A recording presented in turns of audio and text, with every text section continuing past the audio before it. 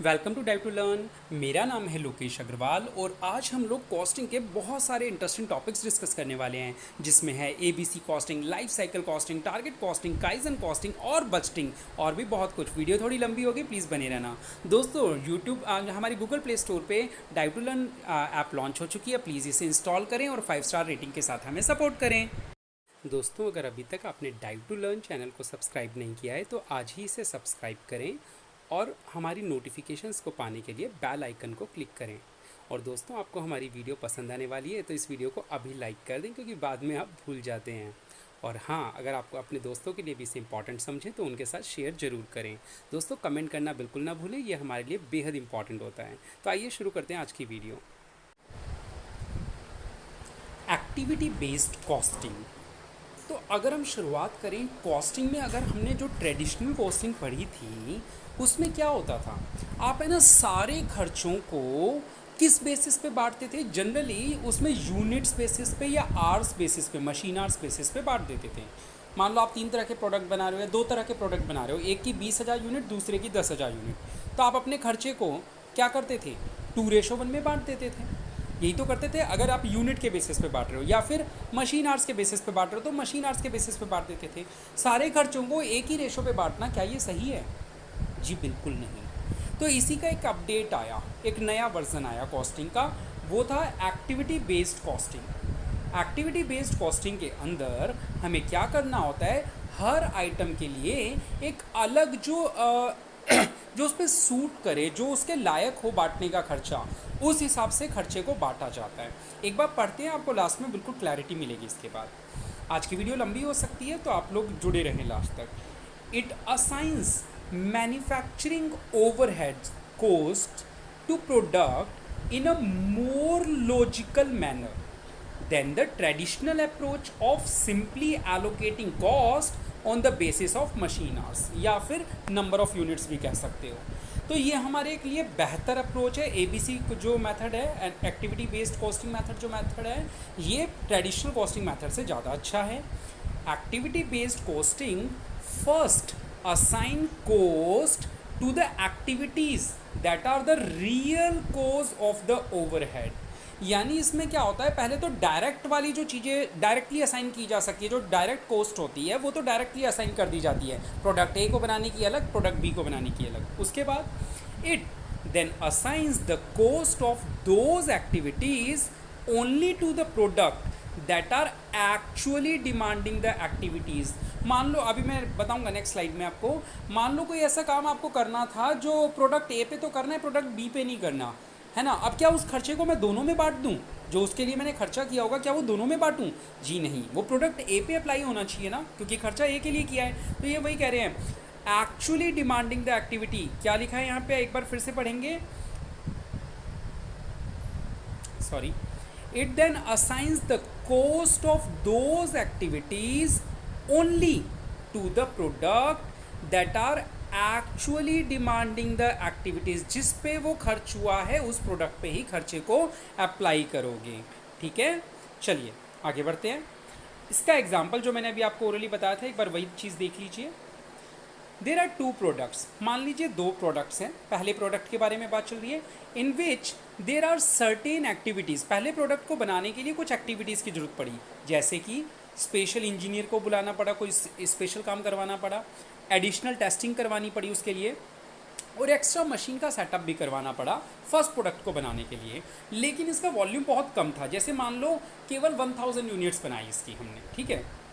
Second product जो है इसका वॉल्यूम जो है वो बड़ा हाई है, मान लो 10,000 यूनिट्स हैं, बट नो, या मान लो 9,000 यूनिट्स है ना, but no special activity, it requires little attention. ना तो इसको ज़्यादा स्पेशल एक्टिविटी की जरूरत पड़ी किसी भी चीज़ की, और ना ही कोई खास इस पर ध्यान देना पड़ा। लेकिन इसकी यूनिट 9,000 बनाई थी और पहले वाले प्रोडक्ट की तो बस 1,000 ही बनाई थी। If we apply traditional accounting, we will allocate less to product first and more to product second। अब हम अगर पुराने वाले तरीक़ों से करें तो देखो, पुराने वाला तरीका क्या कहता था कि अगर मान लो आपने 20,000 रुपये खर्च करे हैं तो उनको यूनिट्स के बेसिस पे यानी 9:1 में बांट दो, या 1:9 बोलेंगे, सॉरी 1:9 में बांट दो। यानी पहले को 2,000 रुपये खर्चा मान लो और दूसरे का 18,000। आप बताइए क्या ये सही है? उसके ऊपर तो इंजीनियरिंग का खर्चा हुआ ही नहीं ना, क्यों लगा रहे हो उसके ऊपर 18,000? सारा खर्चा तो इस प्रोडक्ट को बनाने में हुआ था। इस तरीके से तो आपकी प्रोडक्ट की कॉस्ट ही सही नज़र नहीं आएगी। सोचो आपने प्रोडक्ट ए पे 2,000 ही लगाया इंजीनियरिंग का खर्चा और उस पर लगा दिया 18,000 जिस पे कोई काम ही नहीं हुआ, क्या आपकी कॉस्ट सही दिखेगी? बिल्कुल भी नहीं। तो इसीलिए यहाँ पे ये सिखाया जाता है कि हम हर खर्चे को वो किस पे बिलोंग करता है उस प्रोडक्ट के हिसाब से बांटते हैं, हर सिचुएशन में अलग अलग। तो ये एक्टिविटी बेस्ड है ना, इसीलिए इसका नाम क्या हो गया? Activity based costing. अच्छा है ना ये मेथड, पहले के मेथड के मुकाबले काफ़ी। allocate more product first because it requires more activities and less to product to because it requires less activities। तो अब ABC मेथड में हम क्या करेंगे, पूरे 20,000 रुपये या ज़्यादातर जो हिस्सा होगा वो प्रोडक्ट 1 में लगेगा क्योंकि उसमें काम आया था इंजीनियरिंग का काम ज़्यादा और दूसरे में नहीं। क्लियर हुआ? चलिए, life cycle costing, LCC life cycle costing के नाम से जाना जाता है इसको। कुछ खास नहीं है, एक स्लाइड है, सुन लीजिए। It involves tracing cost and revenues on a product by product base over several calendar period. कई सालों तक हम कॉस्ट को देखते हैं कि उसका कॉस्ट और रिवेन्यू जो था उसकी ट्रेसिंग करते हैं। कॉस्ट बढ़ रही है, क्या हो रही है इसकी लाइफ साइकिल में, क्या हम इस कॉस्ट को ज़्यादा कर दिया हमने या इसकी कॉस्ट कम कर पाए हैं इतने सालों के दौरान। ये लाइफ साइकिल कॉस्टिंग प्रोसेस है। इसमें 3 स्टेजेस होती हैं। पहली स्टेज क्या होती है? लाइफ कॉस्ट प्लानिंग स्टेज होती है, which includes planning life cost cycle costing analysis. इसमें पहले हम प्लान करते हैं, फिर सिलेक्ट करते हैं, डेवलप करते हैं LCC मॉडल, फिर उसे अप्लाई करते हैं और फाइनली रिकॉर्ड करते हैं। इंपॉर्टेंट नहीं है ज़्यादा, तो आपको सिंपल अगर आप बात करें तो इसमें क्या है, पहले प्लानिंग है, सिलेक्शन है, अप्लाइंग है, फिर रिकॉर्डिंग एंड रिव्यूइंग है। The second stage is preparation stage followed by, यानी सेकेंड स्टेज में प्रिपरेशन करते हैं और थर्ड स्टेज में क्या करते हैं, उसका इम्प्लीमेंटेशन करते हैं। That's all life cycle costing. चलिए टारगेट कॉस्टिंग की बात करते हैं, बड़ा ही अच्छा पॉइंट है, मज़ा आएगा आपको सीखने में, आता भी होगा शायद आपको। टारगेट कॉस्टिंग क्या होती है? इसमें कॉस्ट को है ना टारगेट बनाया जाता है। इतने रुपए में अगर बना सकते हैं तो बनाएंगे, वरना प्रोजेक्ट छोड़ देंगे, करेंगे ही नहीं काम अगर इस कॉस्ट पे नहीं आगा। सर ये क्या बात हुई, कॉस्ट 2-4 रुपये ऊपर नीचे हो जाए? नहीं नहीं नहीं, नीचे हो जाए तो ठीक है, 1 रुपया भी ऊपर होगी तो हम काम नहीं करेंगे। सर ऐसा क्या है, समझाओ ज़रा, आओ सुनते हैं। दोस्तों क्या आप लोगों को याद है कई सालों पहले टाटा ने नैनो गाड़ी निकाली थी? रतन टाटा ने क्यों निकाली थी आपको याद है? उसने कोई स्टोरी सुनाई थी कि अब वो सच थी झूठ थी, वो ऐसा सुनने में आया था। उन्होंने बताया कि वो एक गाड़ी रास्ते से गुजर रहे थे, बारिश हो रही थी, कोई बाइक पे किसी फैमिली को देखा, वो भीग गई, तो उन्होंने अपने ड्राइवर से बात करी कि भाई बताओ ये लोग इतने परेशान क्यों है, गाड़ी क्यों नहीं ले लेते, बारिश में परेशान हो रहे हैं ऐसे। तो बोले भैया ये गाड़ी अफोर्ड ही नहीं कर सकते। अब वो सोचे यार बात तो सही है, गाड़ी तो लोग अफोर्ड नहीं कर पा रहे हैं, तो कह रहे अगर ये सस्ती से सस्ती भी खरीदे तो कितने रुपए में अफोर्ड कर लेंगे? कहते हैं सर 60-70 हज़ार की तो बाइक आती है, गाड़ी के नाम पे ज़्यादा से ज़्यादा लाख रुपए खर्च कर देंगे। अब ये बात चली गई रतन टाटा के दिमाग में, घुस गई अंदर तक। उसने सोचा यार 1 लाख रुपए में एक गाड़ी बन जानी चाहिए। उसने ऑफिस आया, इंजीनियर से बात करी, डेवलपर से बात करी, तो उसने बात किया कि बोला, उसने टारगेट दे दिया, कहता है 1 लाख रुपए में कस्टमर को मिल जाए ऐसी गाड़ी अपन को बनानी है। अब तुम लोग देख लो इंजीनियर लोग कि तुम्हें क्या करना है उसके हिसाब से। अब 1 लाख में तो अपन को कस्टमर को बेचनी है बेटा, है ना, 1 लाख में तो कस्टमर को बेचनी है, आप भी तो कुछ कमाओगे। मान लो आप 10,000 कमाने के प्लानिंग में हो, तो आप क्या कहोगे अपने इंजीनियर से, भाई कुछ भी कर लेकिन मुझे 90,000 में गाड़ी तैयार चाहिए शोरूम पे, 90,000 से 1 रुपया ऊपर नहीं आना चाहिए अपना, क्योंकि 10,000 तो भाई मैं कमाऊंगा भी, 1 लाख में बेचूंगा तो 90,000 जो है यही आपकी टारगेट कॉस्टिंग है। आया समझ में टारगेट कॉस्टिंग का कॉन्सेप्ट? यहाँ पे क्या होता है, अपनी कॉस्ट को अपन टारगेट बना लेते हैं कि भाई इतना तो रखना ही है, इससे ऊपर नहीं जाना, इससे नीचे में काम हो जाए तो बहुत बढ़िया, वरना काम करना ही नहीं है अपन को। ठीक है, ये होता है टारगेट कॉस्टिंग। आइए बात करते हैं, एक बार पढ़ लेते हैं। Target costing is an approach to determine a product's life cycle cost, जो हमने पीछे पढ़ा उसकी cost, which should be sufficient to develop specific functionality and quality while ensuring its desired profit. कहते हैं हम क्वालिटी से भी कॉम्प्रोमाइज़ नहीं करेंगे, किसी भी चीज़ से कॉम्प्रोमाइज़ नहीं करें, लेकिन अपनी कॉस्ट कम हो जाए, इस बात का ध्यान रखना, और जो प्रॉफिट कमाना चाहते हैं वो भी कमा लें। It involve setting a target cost, it involves setting a target cost by subtracting a desired profit margin from a competitive market price. यानी अगर हमने मार्केट प्राइस सोच लिया 1,00,000 रुपये का कम्पिटिटिव मार्केट प्राइस, तो उसमें से डिज़ायर्ड प्रॉफिट माइनस कर दो 10,000, तो जो आपकी कॉस्ट निकली 90,000, वो आपकी टारगेट कॉस्ट कहलाती है। क्लियर हुआ? चलिए, a target cost is the maximum amount of cost that can be incurred on a product, however the firm can still earn the required profit margin from that product at a particular selling price। यानी इस cost को करने के बाद जो हम profit कमाना चाहते हैं वो तो कम से कम कमाएं, वो 10,000 हमारे हाथ से नहीं जाने चाहिए।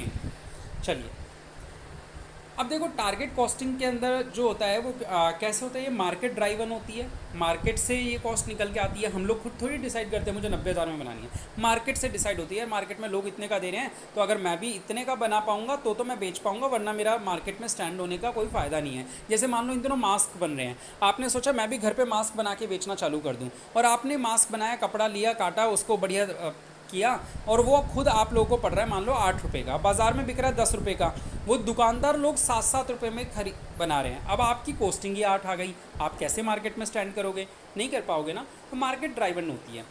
First selection in the target costing process which focuses on studying market conditions. पहले आप मार्केट कंडीशन स्टडी करते हो, determining the companies profit margin, फिर ये देखते हो कि कंपनी का मार्जिन कितना है, जैसे 1,00,000 पे 10% तो चाहिए हमें, in order to identify the allowable cost of a product. ठीक है, चलिए, product level target concentrates on designing product that satisfies the company's customers at the allowable cost. अब भाई 1,00,000 रुपये में या 90,000 में जो सामान बना रहे हैं, ये थोड़ी है कि उसमें टायर लगा दोगे साइकिल के या मोटरसाइकिल के, मतलब आप चीज़ों की क्वालिटी तो बना के रखोगे ना, तो जो क्वालिटी कस्टमर सेटिस्फाइड हो जाए उसमें, उस क्वालिटी का भी आप ध्यान रखोगे। ठीक है, आगे value engineering also known as value analysis plays a crucial role in the target costing process, particularly at the product level and the component level। यानी आप प्रोडक्ट कैसा बनाएंगे, उसके कंपोनेंट्स क्या होंगे, इस पे ये बहुत काम करता है value engineering. It is the most critical one because not only does it attempt to reduce the cost, value engineering का ही तो काम है कि कॉस्ट किस तरीके की जाए, 1,00,000 में कैसे कार तैयार कर दी, ये वैल्यू इंजीनियरिंग का ही तो काम था। But also aims to improve the functionality and quality of the products।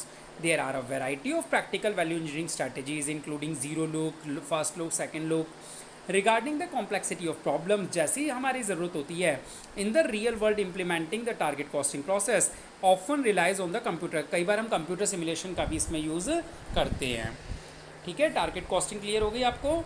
चलिए काइजन कॉस्टिंग की बात करते हैं। छोटा सा अच्छा पॉइंट है, अच्छा है काफ़ी, कई बच्चों को याद भी नहीं रहता, ध्यान से सुनिएगा। It is a cost reduction system.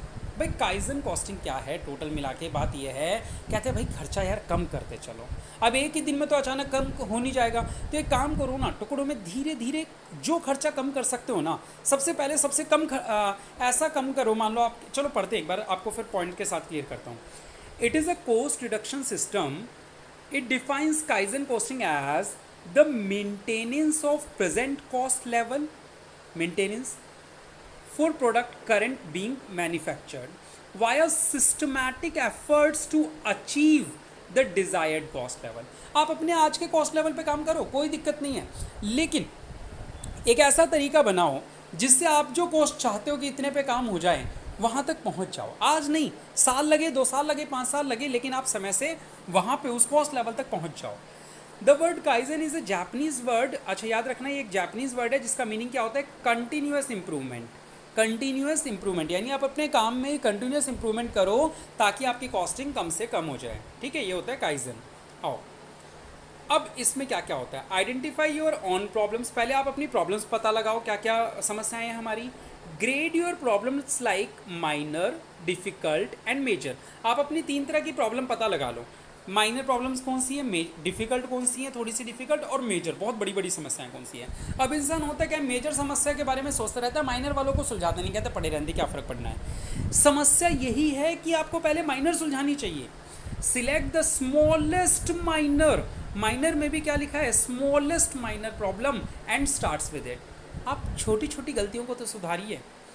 After tackling this, जब ये हो जाए, move on to next graded problem, अब आप डिफ़िकल्ट पे आइए एंड सो ऑन, फिर आप मेजर पे जाइए, देखिए कैसे आपका काम बन जाएगा। Always ensure that improvement is a part of daily routine. आप ये ध्यान रखिए कि आपके डेली रूटीन में कुछ ना कुछ इंप्रूवमेंट होते रहना चाहिए, जैसे हम अपनी पढ़ाई में करते हैं ना, बिल्कुल उसी तरीके से। नेवर एक्सेप्ट स्टेटस को, never reject any idea before trying it. भाई जब तक आपने कोशिश ही नहीं करी तब तक आप बिना करे ही मना कर दो, ये तो गलत बात हुई ना। Share the experiments with the colleagues, आपने अगर कोई चीज़ एक्सपेरिमेंट ट्राई करी तो आप अपने दोस्तों को, कलीग्स को बताइए, ताकि वो भी अपने उसमें जुड़ सके। Eliminate already tried failed experiments while sharing the problem with your colleagues. और भाई इसका भी बात का ध्यान रखिए कि जब आप अपने कलीग्स को बताएंगे तो उन्हें ये भी बताएंगे, भाई मैंने एक्सपेरिमेंट किया था, मैं फेल हो गया, कहीं पता चले वो भी वही कर रहा है और वो भी फेल हो रहा है। तो आप अपने एक्सपेरिमेंट शेयर करेंगे तो उसके रिजल्ट भी शेयर करें, है ना। Never hide problems, always highlight them, कभी भी अपनी समस्याओं को छुपाना नहीं चाहिए, उन्हें इनफैक्ट बताना चाहिए, तभी तो उसका इलाज ढूंढा जा सकता है ना। चलिए अगर मान लीजिए आपको कोरोना हो गया, भगवान ना करे ऐसा हो, तो आप क्या करोगे। आप, कई लोग होते हैं डर के मारे बताते ही नहीं है कि अड़ोसी पड़ोसी बात करना बंद कर देंगे, घर वाले बात करना बंद कर देंगे, तो ऐसा नहीं है, आप बताओगे तभी तो इलाज होएगा ना, छुपा के नहीं रखना है ना। चलो काइजन कॉस्टिंग क्लियर है, स्लोली होता है और इम्प्रूवमेंट होता है इसमें। जस्ट इन टाइम अप्रोच, ये बड़ा बढ़िया है, अच्छी चीज़ है। जस्ट इन टाइम अप्रोच बहुत मुश्किल है लेकिन बहुत अच्छी चीज़ है। It is a manufacturing management process. जो मैन्युफैक्चरिंग कंसर्न्स होती हैं उनका काम क्या है, जस्ट इन टाइम, नाम से सुन रहे हैं, कहते हैं यार अपने पास है ना इन्वेंट्री नहीं रखनी, मुझे इतना माल कौन संभालेगा, कौन किराया भाड़ा भरेगा, इतने सामान का खरीद के लाने के लिए पैसा चाहिए, क्या हम ऐसे सेटिंग नहीं कर सकते, जब ज़रूरत हो तभी सामान ले आएँ और बना के बेच दें। जैसे हमारे इंस्टीट्यूट के पास में एक चाय वाला है, वो चाय वाले ने जब नई नई दुकान खोली, बेचारे के पास पैसे की व्यवस्था नहीं है, तो वो क्या करता था, वो एक चाय बनानी है मतलब तो 1 लीटर दूध लेके आता था, उसकी चाय बना के जो पैसा रिकवर हुआ फिर तुरंत वो 1 लीटर दूध ले आता था। अब उसको पता है कि उसका जो दुकानदार है दूध वाला, उसके पास तुरंत दूध मिल जाएगा। भाई जनरली चाय वाले क्या करते हैं, सुबह 10 लीटर 20 लीटर दूध ले लेते हैं, वो क्या करता था 1-1 लीटर लेने भाग जाता था बार बार, और वो दुकानदार तुरंत दे देता था, पड़ोस में ही था। तो अब उस क्या हुआ, उसको ना तो दूध संभाल के रखना पड़ा, ना फटने की टेंशन कि भाई दूध फट जाएगा, ऐसी कोई समस्या नहीं रही उसके पास। वो यही तो करता था, जस्ट इन टाइम अप्रोच। कहता मैं इन्वेंट्री रखूंगा ही नहीं सर, मेरे पास तो जब चाय का ऑर्डर आएगा तब मैं आधा लीटर की थैली लूँगा, खोलूँगा, बना दूंगा, पैसे दे दूंगा, पैसे आए तो कलेक्शन आ गया, तो मेरा कितना सेविंग्स हो गई, कितना समय वो बच गया मेरा tension. It was the first developed and applied in the Toyota manufacturing plant. सबसे पहले टोयोटा ने इस काम को किया। It order to meet consumer demands with minimum delays. उसने कोशिश करी कि कंज्यूमर जो डिमांड करता है, मान लो आज आपने कहा मुझे गाड़ी चाहिए अगले शुक्रवार को, है ना, तो अब आपको उस शुक्रवार का नाम लिया तो वो कोशिश करेगा ज़्यादा से ज़्यादा 1-2 दिन पहले तैयार करे उसको। Just in time approach keep stock holding cost. ये क्या करता है, stock holding cost to a minimum level. ये आपके स्टॉक को संभाल के रखने की कॉस्ट को जीरो कर देता है या नील के बराबर कर देता है। The released capacity result in better utilisation of space. अब आपके पास काफ़ी अच्छी जगह हो गई, काफ़ी काम में ले सकते हो आप। And bears a favourable impact on the insurance premium. आपके पास सामान नहीं है तो इंश्योरेंस भी तो बचेगा आपका। एंड रेंट, और किराया भी तो नहीं देना पड़ेगा जब जगह ही नहीं चाहिए आपको, तो that would otherwise be needed. अगर जगह चाहिए होती तो किराया देना पड़ता ना। उस दूध वाले ने भी क्या किया, उसको बर्तन की जरूरत नहीं है संभाल के रखने के लिए, वो दूध ही नहीं डाला, जगह ही नहीं चाहिए उसको। The just in time approach helps to eliminate waste. अच्छा वेस्ट नहीं होता, मैंने बताया ना, उसका दूध फटता नहीं, उसका ख़राब नहीं होता दूध, वरना टेंशन हो जाए यार आज चाय बिकी नहीं, 2 लीटर दूध बच गया, कल सुबह तक ख़राब ना हो जाए, टेंशन ही नहीं है। Eliminates waste. Chances to expire होने के चांसेस नहीं है। आउट ऑफ डेट प्रोडक्ट्स होने के चांसेस नहीं है। Do not arise at all. तो ये सारी समस्याएं सुलझ जाती हैं किससे, जस्ट इन टाइम अप्रोच से। क्लियर है, चलिए बहुत अच्छा था ये भी। इसके 6 प्रिंसिपल्स हैं, सुन लेते हैं फिर हमारा बजटिंग का टॉपिक आएगा। 6 प्रिंसिपल्स क्या क्या हैं। रिड्यूस बफर इन्वेंट्री, आपको बफर नहीं रखना पड़ता। ट्राई फॉर जीरो इन्वेंट्री, कोशिश तो जीरो की हो जाती है।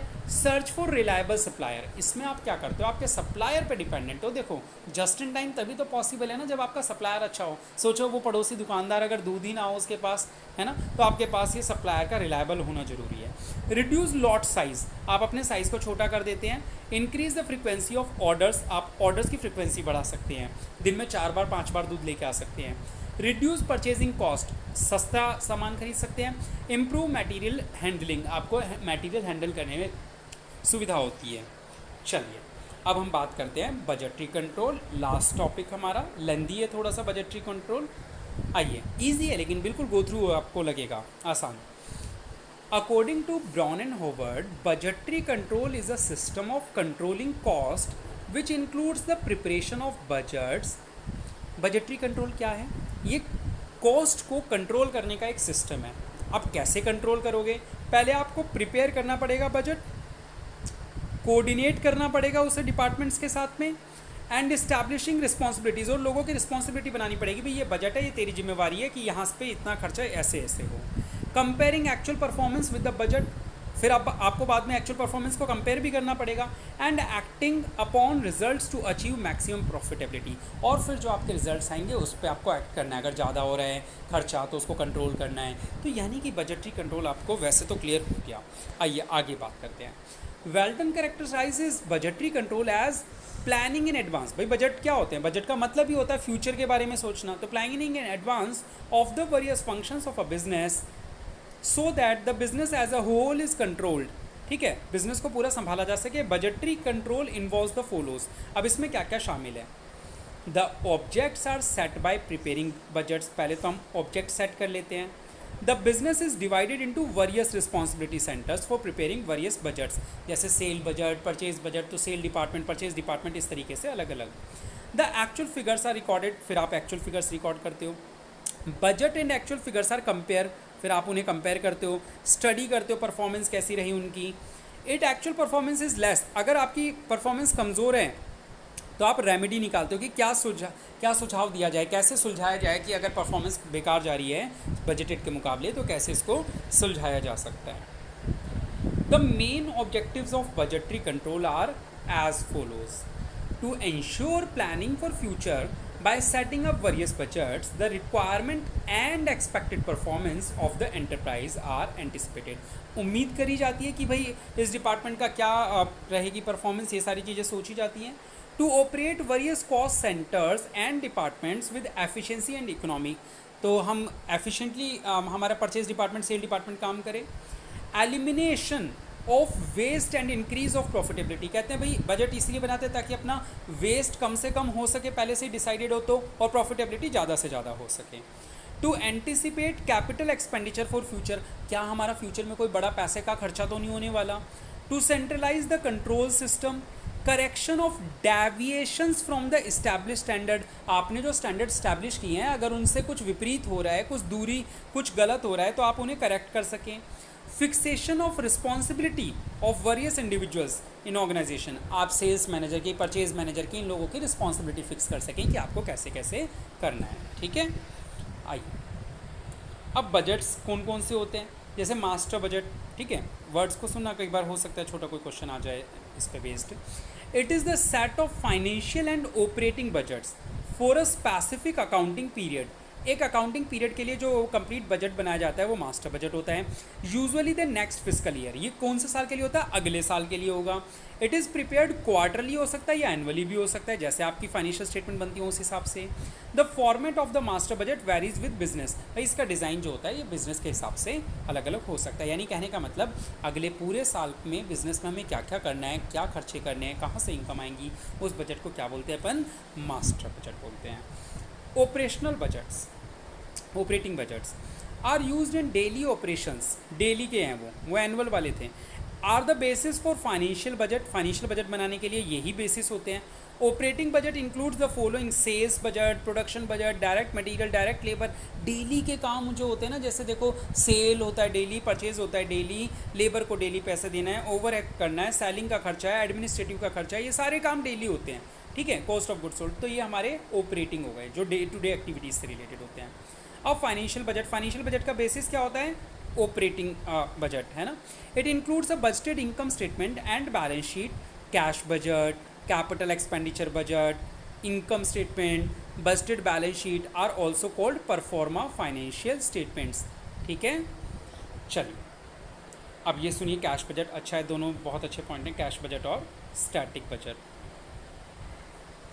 Cash budget is the budget for expected cash inflows and outflows. आपने बनाया होगा कैश बजट, आपको पता है इसमें एक्सपेक्टेड इनफ्लो आउटफ्लो के बारे में बात की जाती है ड्यूरिंग द स्पेसिफिक पीरियड. कई बार क्वार्टर का बनवाते हैं.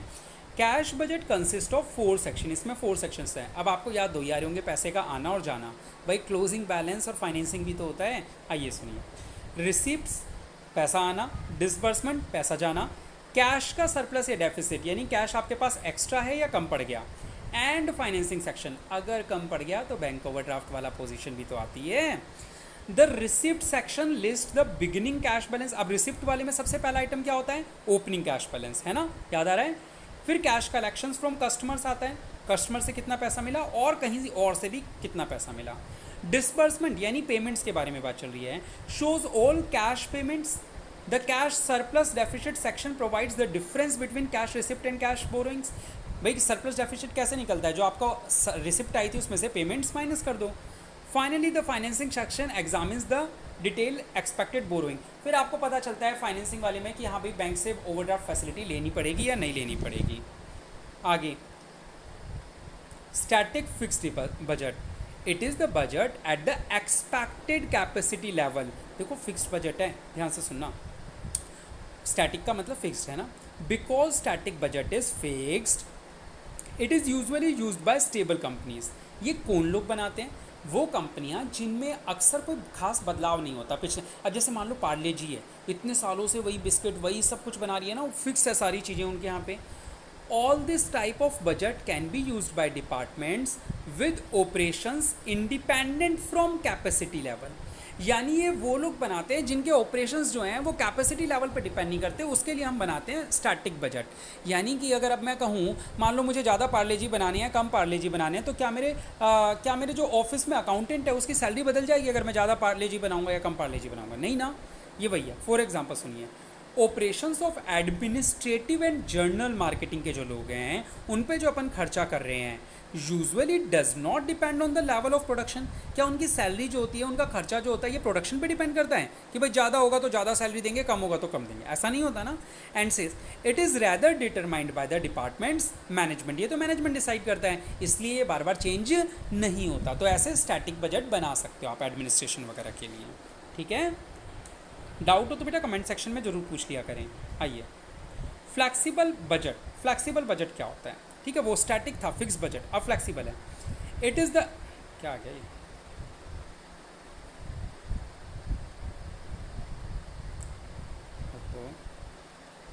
It is the budget at the actual capacity level because flexible budget is dynamic. आपको याद है आपने फ्लैक्सिबल बजट बनाए होंगे, 50% कैपेसिटी पे ये खर्चा है तो कैलकुलेट कीजिए 70 पे कितना, 90 पे कितना, ये वही है. It is commonly used by companies. Flexible budget is adjusted the actual activity of the company. ठीक है, इसमें एडजस्ट किया जाता है. It can be easily prepared, आसानी से हो जाता है. Using a computerise spreadsheet, Excel sheet बना सकते हो कंप्यूटर पे, या अपन हाथ से बना देते हैं अपन तो. At first the relevant activity range is determined. पहले आप एक्टिविटी लेवल देखते हो 60 to 70% या ऐसे for the coming period. Next cost that are expected to incurred over the relevant range are analyse. फिर हम कॉस्ट को एनालाइज करते हैं. ठीक है, these cost are then separated based on their cost behaviour. जैसे आपको याद होगा वेरिएबल कॉस्ट में आप 3 तरह से कॉस्ट लिखते थे, फिक्स्ड कॉस्ट, वेरिएबल कॉस्ट और सेमी वेरिएबल कॉस्ट, 3 तरह की होती थी ना. Finally the flexible budget for variable cost at different points through out the relevant range is prepared. In other words, flexible budget matches expenses to specific revenue levels or activity levels. For example, utility cost can be tied to the number of machines in operations. ठीक है, समझ में आया. Flexible budget याद होगा आपको, capacity levels के हिसाब से चेंज होता रहता है. फिक्स तो कॉस्ट वही रहती है, बाकी ये चेंज होता रहता है. Last I think zero base budgeting. ठीक है, ग्रेजुएशन में याद किया होगा आपने ये. It is a method of budgeting in which all expenses must be justified for each new period. Her new period के हर एक्सपेंसेस को आपको समझना पड़ेगा, चेक करना पड़ेगा वो सही थे या नहीं थे, होने चाहिए थे नहीं होने चाहिए थे। The process of zero base budgeting starts from a zero base, यानी अगर जीरो यूनिट है हमारी, कुछ बना ही नहीं रहे थे, अब बताओ खर्चे क्या हुए। And every function with an organization is analyzed for its needs and cost, जरूरत के हिसाब से क्या खर्चे हुए। Budgets are then built around what is needed, क्या जरूरत थी आपको फॉर द अपकमिंग पीरियड, आने वाले समय में कौन से खर्चों की जरूरत थी, regardless of whether each budget is higher or lower than the previous one. आपको बजट को कंपेयर नहीं करना कि पिछले वाले से ज़्यादा हुआ है या कम हुआ है, आप जीरो से चालू करेंगे, है ना भाई, जीरो नहीं होता तो आप कंपेयर करते हो उसको। It is new technique design to revitalise budgeting.